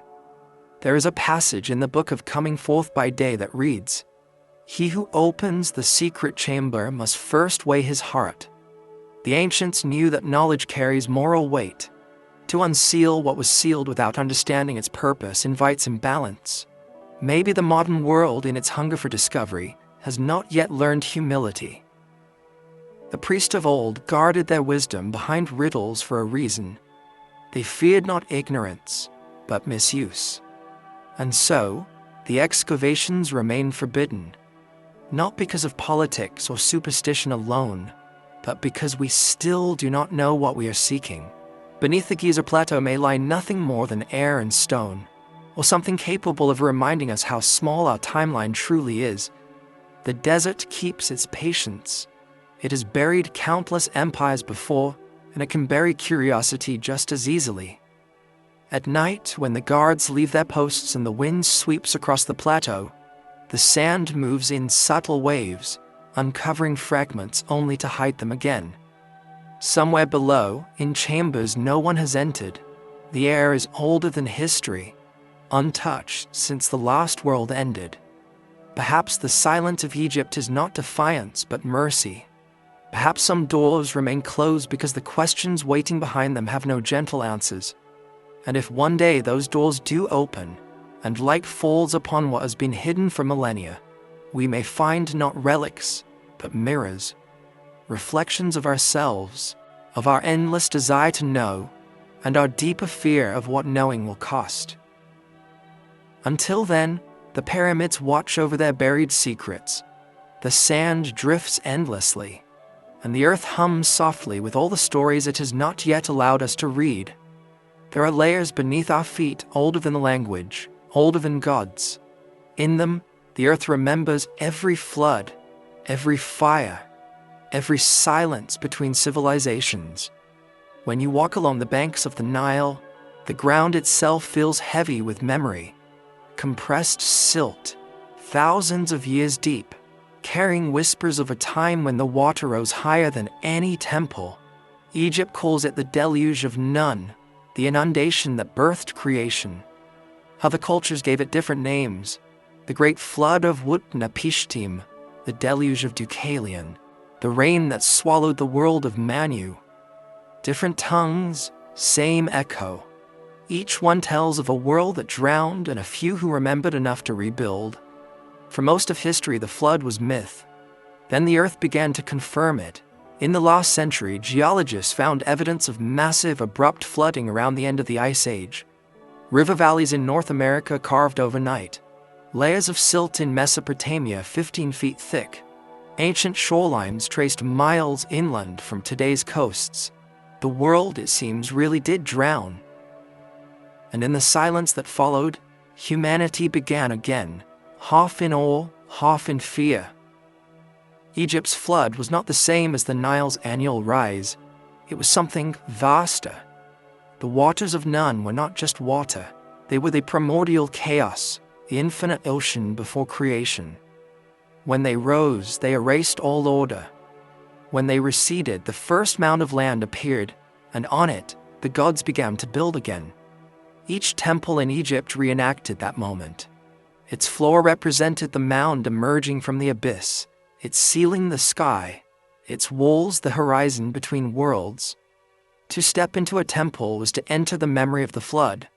To build one was to reassert balance after chaos. Yet the Egyptians were not alone in preserving that memory. The Sumerians told of Zeus-Sudra, who survived a storm that covered the world and was granted immortality. The Hebrews turned him into Noah. The Greeks remembered Deucalion, who repopulated the earth with stones that turned to flesh. Even the Mayans wrote of a time when the sea rose to the sky, erasing the works of men. The same story circles the globe, told in hundreds of voices that never met, yet somehow remember together. Some say this is coincidence, mythological convergence, humanity's shared fear of water. But the geologic record does not fear, it testifies. Around 12,800 years ago, glaciers melted in an instant, oceans rose by hundreds of feet, and the climate shifted so violently that entire ecosystems collapsed.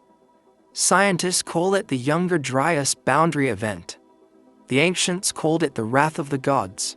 To the survivors, the flood was not a metaphor, it was trauma, and trauma, when shared, becomes religion. The priests of Egypt turned that memory into ritual. Every year as the Nile rose, they celebrated the festival of the flood. They sang hymns to Hapi, the god of inundation, whose blue body carried the waters of life and death. The river's rise was both gift and warning, a smaller echo of the great deluge that had once cleansed the world.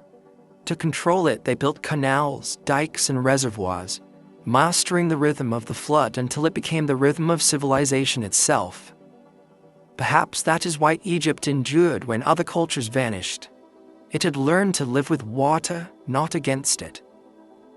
But the deeper memory persisted, in carvings, in symbols, in myth. The temple at Edfu speaks of an age before the sun rose in its present form, when the land was drowned in darkness, and gods from the islands of the Aegri built the world. They used the primordial words to raise the walls of the first temples, the same architecture that later shaped the pyramids. Scholars translate this as metaphor, but what if it is history retold in sacred code? The islands of the Egg could be remnants of a drowned land, a civilization lost to the flood, its memory carried not in maps, but in stone. Plato, in his dialogues, tells of Atlantis, destroyed by water after defying divine law. He claimed his story came from Solon, who had heard it from Egyptian priests. They told him that floods were cyclical, that the earth purges itself whenever humanity forgets its place in the order of things. You Greeks are children, they said. You have no ancient traditions, no old beliefs. Perhaps they were not speaking only to the Greeks. Perhaps they were speaking to us. Across the Sahara, beneath dunes that once were lakes, scientists have found fossilized riverbeds, channels large enough to rival the Amazon. They call them the Tamanrasset and the Irhaha. Once these rivers flowed through green savannas where hippos grazed and trees shaded the horizon. When the climate shifted, the rivers vanished, and the sand consumed everything.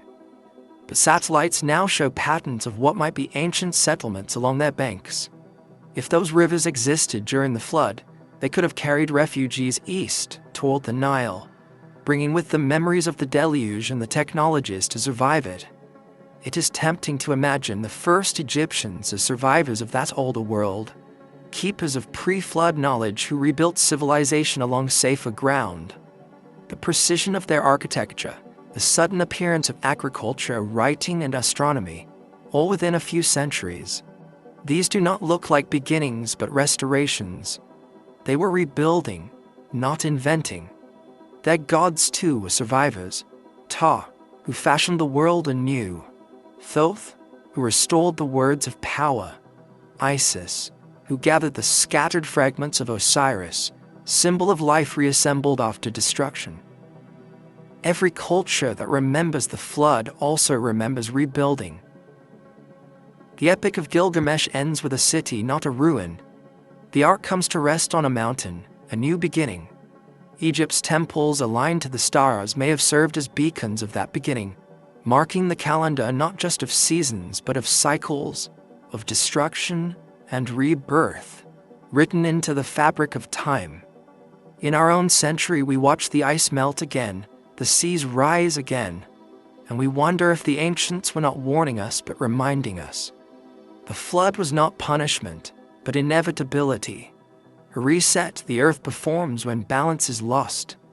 The Egyptians called it the return to none, the dissolution of form into potential. They believed that after every inundation, life returns stronger, purified by chaos. Perhaps they were telling us that civilization itself is a tide, not a monument. When you stand on the Giza Plateau and watch the sun descend beyond the desert, the horizon glows as if submerged in molten gold. It feels like the surface of some forgotten sea, and for a moment you can almost imagine the waters rising again, the pyramids turning to islands, the Sphinx half submerged, gazing not at the dawn, but at the reflection of the stars on the water. If the flood comes again, and it will, in its time, perhaps it will not erase us completely. Perhaps it will leave just enough to start over. A few monuments, a few names, a few whispers etched in stone. And when the waters recede, someone will find them and wonder who we were, and what we knew and why we vanished. They will write new myths, build new temples, and the cycle will begin once more. Because the flood, in the end, is not destruction. It is memory. The earth washing away what must be forgotten, and leaving only what must endure. There is a moment just before sunrise when the desert holds its breath. The darkness is neither night nor day, and the pyramids seem to absorb the sky's faint color like lungs drawing air. Then, in one single stroke, light breaks over the horizon and pours down the limestone faces in liquid gold. It is a sight too precise to be coincidence.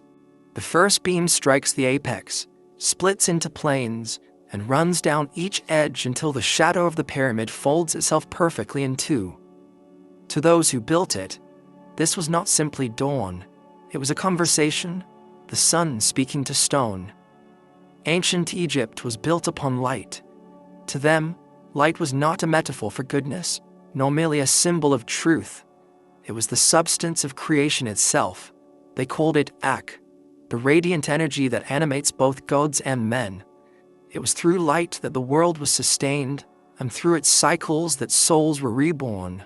The pyramids, temples, and obelisks were all instruments to measure and amplify it.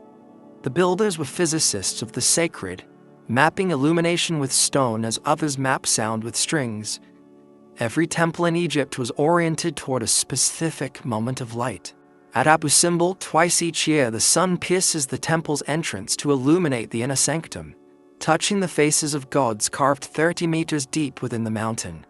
At Karnak, the winter solstice sun aligns perfectly with the temple's central axis, sending a single ray through the hyperstyle hole like a key through a lock. And at Giza, during the equinox, the setting sun slips exactly between the Great Pyramid and its twin, vanishing in a flash of symmetry. These were not accidents. They were memories of a celestial language. Light as message, architecture as translation. In their myths, light was born from the tears of Ra, the sun god, who wept creation into being. The rays of the sun were his hands reaching down to touch the world. But there was also a darker story, that the sun once faltered, that light itself died, and that the world fell into shadow. To restore it, the gods built the Benben, the primordial mound, first to emerge from chaos, the prototype of every pyramid. The Benben caught the first light of the reborn sun and reflected it back to the heavens. Thus, the cycle began again.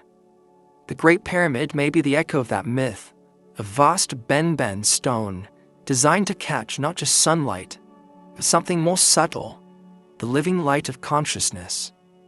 Inside the pyramid, darkness reigns. The corridors are narrow, the air thick, the silence profound. And yet, even here, light plays its part. In the king's chamber, the granite walls are polished to a sheen that seems almost metallic. When torches burn, the glow multiplies, soft and diffused, as if the stone itself remembers the sun. Some researchers believe the ancient priests used reflective metals, or even chemical luminescence to guide their rituals. But perhaps the true illumination came from within. Those who entered such spaces were meant to carry the light of awareness into the dark, to mirror in themselves what the pyramid mirrored in stone, the awakening of the inner sun. In the tombs of the New Kingdom, the walls show souls traveling through 12 hours of night, guided by a solar bark, the ship of Ra sailing through the underworld. Each hour represents a stage of consciousness, from dissolution to rebirth, from ignorance to enlightenment. The priests who painted these scenes were not chronicling a journey after death, but describing one within life. The light that rises in the east is the same that rises within the mind after darkness. To them, illumination was literal and spiritual in equal measure. Light was also the architect of Egypt's mysteries. The pyramid's angles, 51 degrees 50 minutes, are the precise inclination needed for the sun's reflection to form a perfect pyramid of light twice each year. At those moments, the structure becomes invisible, its shadow merging with the horizon, leaving only a shape of radiance suspended between earth and sky. The ancients may have seen this as a union between realms, a reminder that the physical and the divine are reflections of one another. The priests called this union the marriage of stone and light. They believed that when sunlight touched sacred geometry, it awakened the soul of the monument. Temples were not built merely to house gods, but to feed them, to convert sunlight into spirit. Even obelisks, those slender fingers of stone piercing the sky, were called Takenu, place of rising. They stood as frozen rays, capturing the sun's descent and returning it upward in perpetual offering. Modern science, in its quiet way, has begun to rediscover the language of light. Quantum physics tells us that light behaves both as wave and particle, energy and matter entwined. It moves in paradox, transcending time, carrying information from the edge of the universe. The Egyptians may not have spoken in these terms, but they grasped the essence. Light is consciousness in motion. When they worshipped Ra, they were not adoring a burning star. They were venerating awareness itself, the eternal observer behind all things. It is said that those who underwent initiation in the pyramid's inner chambers were taught to become light. Through fasting, silence, and sacred sound, they learned to still the body until thoughts ceased.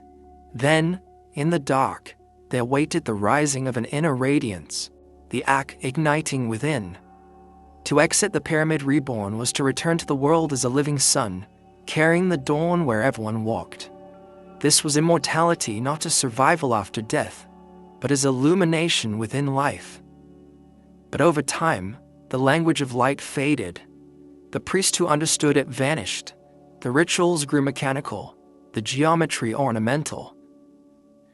The sacred became historical. And yet the monuments still respond to the sun. The stones still glow each morning, the edges sharpening in gold. They continue their dialogue with the heavens even when no one listens. Perhaps that is the greatest miracle, that these structures still participate in the rhythm of creation, long after the meaning was forgotten. They are reminders that light never truly disappears, it only changes form. The sun that touched the stones 5,000 years ago is the same light that touches them now. Its photons, reborn through endless cycles, carry memory, not of gods or kings, but of attention. They remind us that to see is to create, that the observer completes the world. At dusk, the desert turns copper, and the pyramids cast shadows that stretch like bridges toward the horizon. The Sphinx faces the last glimmer of sun, its eyes glowing faintly as the stars begin to appear. The cycle completes itself, light into darkness, darkness into light. Perhaps this is the lesson Egypt left behind, that enlightenment is not escape but return, that the same radiance that ignites the stars also burns quietly behind our own eyes. And as night deepens, the air cools, and the last reflection fades from stone. But somewhere, within the silence, the light remains, not vanished, only hidden, waiting to rise again, as it always has, as it always will. The desert at night is not silent. It breathes. It hums with a frequency that the living rarely notice. A low, patient murmur like the world speaking to itself. The sands move by fractions, one grain against another, erasing footprints before morning. The wind draws lines that look like writing, but no one can read them. Above, the sky stretches unbroken, a tapestry of stars so dense it feels less like emptiness and more like memory. Somewhere in that vast stillness stand the pyramids, glowing faintly beneath the moon, the edges softened by time yet unyielding in purpose. They seem eternal, but even eternity has guardians. The desert is one of them. Every civilization has its silence, and Egypt's is this, the quiet persistence of the unknown. The more we learn about its monuments, the less certain we become. Beneath every explanation lies another question, another door that refuses to open. It is as if the desert itself conspires to preserve mystery. Sand drifts into the mouths of tombs, storms erase newly discovered ruins, and excavations stop just short of revelation. To the rational mind, these are coincidences. To the contemplative one, they feel like warnings. To the ancients, the desert was not emptiness. It was the threshold between worlds. They called it the Deshret, the Red Land, home of both danger and purification. It was the place where the dead traveled and the living were tested. The fertile valley of the Nile was life. The desert was eternity. When priests walked into it to bury a pharaoh, they believed they were escorting him beyond the boundary of time. The sands swallowed the body, yes, but also the memory, sealing both from corruption. Perhaps this is why Egypt endures. Its greatest treasures were entrusted to silence, not preservation. We, the modern heirs of curiosity, cannot bear such silence. We dig, measure, photograph, simulate, and still, the story slips away. The desert allows glimpses but never confession. It is as though the land remembers what humanity forgets, that mystery is a form of balance. If everything were known, the world would collapse under its own weight. The priests understood this. They built knowledge into labyrinths, encoded truth in metaphor, and let the sands finish the work. The desert became the final archivist. Consider what lies beneath it.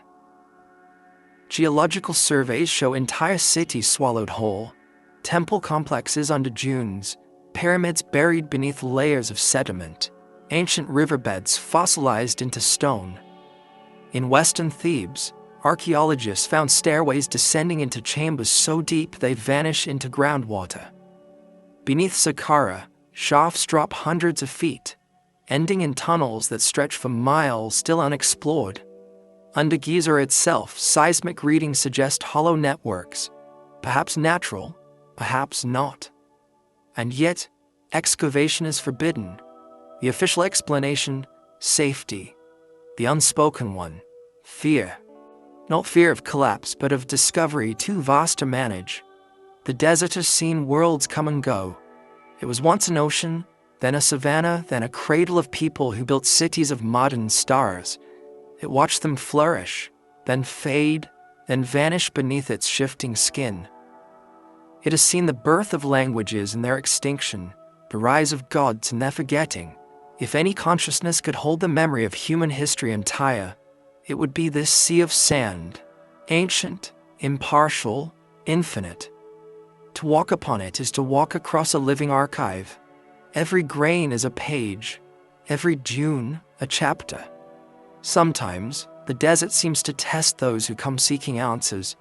There are stories, half legend, half truth, of explorers who vanished after claiming to have found strange chambers or inscriptions not recorded in any catalogue. In the 1930s, a team of British surveyors mapping near Bahariya Oasis reported discovering a buried complex of rooms carved into stone, covered in writing that no one could decipher. They sent sketches to Cairo. The following week, a storm buried the site. The letters they wrote describing it never arrived. Decades later, no one could find the location again. It is as though the desert erased not just the ruins, but the memory of them. Perhaps such stories persist because they feel right. The desert does not tolerate ownership. It lends its secrets, then takes them back. It allowed Egypt's civilization to bloom only because it promised to bury it when the time came. The pyramids stand as proof of that pact. Monuments half emerged, half consumed. They are both creation and surrender. Human ambition crystallized in stone and then humbled by sand. There is a strange comfort in this. The desert's silence is not cruelty, but mercy. It protects what must not be lost by making it unreachable. It teaches that permanence is not survival, but rhythm, the endless alternation between revelation and concealment. Just as the Nile floods and withdraws, so too does truth surface and submerge. What we call discovery is merely one breath in that cycle. The ancients called it the rhythm of Ma'at, the balance of the world. To disturb it too deeply is to invite chaos. Yet somehow the pyramids still whisper. On certain nights, when the moon is high and the wind aligns with the plateau, people claim to hear low tones rising from the ground, a sound like the resonance of distant thunder. Scientists attribute it to air currents moving through the stone passages, but others, standing in that same stillness, feel something deeper, a vibration that seems to pass not through the ears but the heart, as if the earth itself remembers the hymns once sung within those chambers, the frequencies that bound sky and soil together. Maybe that is the real secret the desert guards, not relics or records, but the memory of vibration, the hum of creation itself. The Egyptians said that before the world existed, there was only silence, and within that silence, a single note began to rise. From that note came light, from light came form, and from form came time. The desert, then, is not the absence of life. It is the echo of that first sound stretched thin across eternity. One day, perhaps, the sands will retreat again. The climate will shift. The Nile will change its course, and what has slept will awaken. The chambers beneath Giza will open, and air older than civilization will rush out like a sigh. What will we find there? Not gold, not corpses, just reflections. Proof that we have walked this path before, forgotten it, and returned. The pyramids will not be surprised. They have seen this happen countless times. Until that day, the desert remains both guardian and judge. It keeps its counsel. It swallows our instruments, our ambition, our certainty. It watches quietly as we chase the shadows of its own making. The pyramids gleam at dawn, as they always have, their purpose still half-dreamed. The Sphinx faces the horizon, still waiting for the answer that never comes. And as the wind moves across the plateau, smoothing the dunes once more, the desert whispers to the stars in its own language of shifting light and endless patience. All things are buried, and all things are remembered. Nothing is lost, only hidden, until the world is ready to see again. The desert keeps its secrets not to deceive, but to preserve. It knows that mystery is the last form of truth that cannot be destroyed.